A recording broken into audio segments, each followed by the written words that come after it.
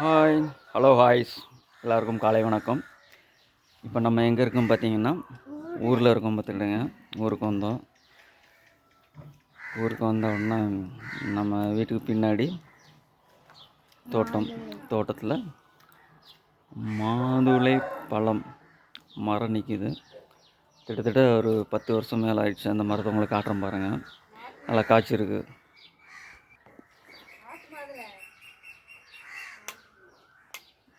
நாட்டு மாதுளை வரேன் ஒன்று காய்ச்சிருக்கா. இதுதாங்க நாட்டு மாதுளை. இது நாட்டு மாதுளை. நல்ல பழம் வந்து ரொம்ப பெருசாலாம் வராது. இதுதான் சைஸு. நல்லா நிறைய காய்ச்சிருக்கு பாருங்க. மரம் சின்னது தான். இந்த 10 வருஷம் மேலே நிற்கிது. ஒரு காய் இருக்கா. நாட்டு மாதுளை. இதுதான் நாட்டு மாதுளை. அப்படி கொத்தாக வச்சிருக்கு பார்த்தீங்களா. அதான் நாட்டு மாதுளை. நிறைய காய்ச்சி 1 2 3 4 7 8 10 20 30 கிட்ட காய்ச்சி கிடக்குது. என் பையன் சாப்பிட்டுட்டு இருக்கான் பாரு. கலர் நல்லா ஒயிட்டாக தான் இருக்கும். அந்த பாருங்க. காட்டல பழத்தை காட்டல. பழம் வந்து இதான் நாட்டு மாதுளை. எப்படி இருக்கு? நல்லா இருக்கும். இன்னும் நடக்குது. இப்போதான் காய்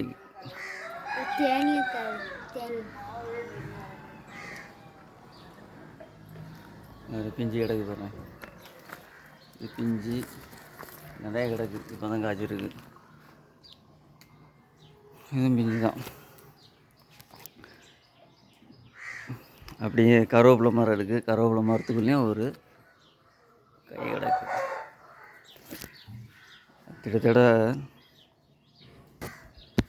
கிட்டத்தட்ட 10 வருஷம் மேலே ஆயிடுச்சு இந்த மரம் வச்சு.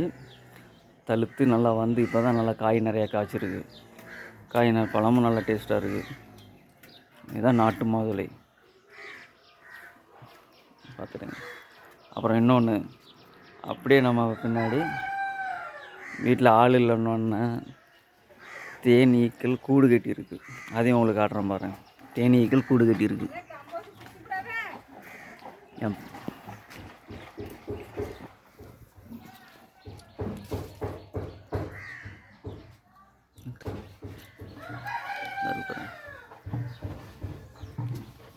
தேனீக்கள் கூடு கட்டியிருக்கு.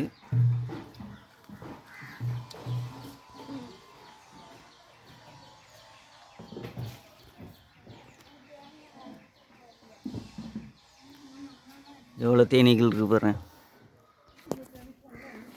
தேனீக்கள் நிறைய இப்போ தான் கூடு கட்டி தேன் வச்சுட்டுருக்கு. இதை போய் நம்ம தொட்டோம்னா களைஞ்சிருச்சுன்னா அவ்வளோதான். அதில் நிற்க முடியாது. எல்லாரையும் கொட்டிடும். தேனீக்கள் பற்றி உங்களுக்கு தெரியும், சொல்ல வேண்டியதில்லை. என் பையன் அதை களைச்சி விட்றதுலே குறியாக இருக்கான். கம்பு வச்சுக்கிட்டு அது லைட்டாக போட்டுச்சுன்னா எப்படி இருக்கும் தெரியுங்களா. வரேன். இது கருவேப்பிலை மரம். பக்கத்துலேயே கருவேப்பிலை மரம் இருக்குது. கருவேப்பிலை நல்லா காய்ச்சிருக்குது. பார்த்தா தெரியும். இது மாதுளை.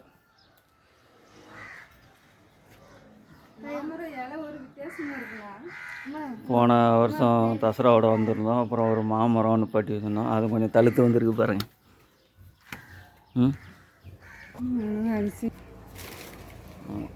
தழுத்து வந்துருக்கு. இது நல்லா பெரிய மரமாக ஆகி காய்க்கிறதுக்கு இன்னொரு 10 வருஷம் ஆகும்.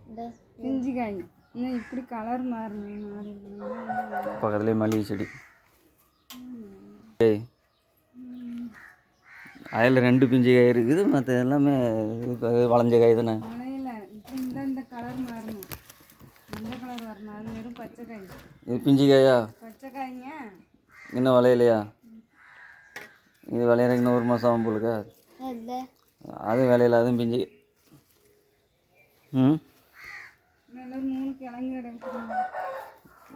3 கிழங்குன்னு தழுக்கல.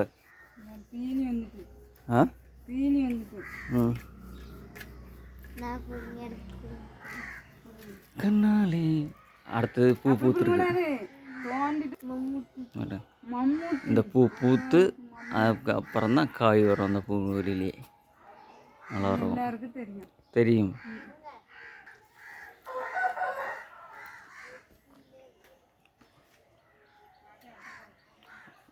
அதான் நல்லா குளிர்ச்சியாக இருந்துச்சு. வந்து இறங்கணுன்னு அப்படியே வெயில் வருது, வெயில் அதிகமாகுது.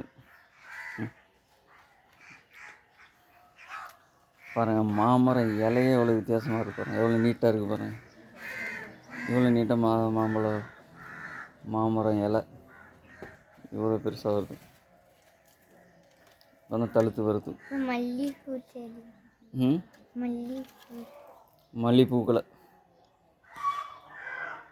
வாய்ஸ்.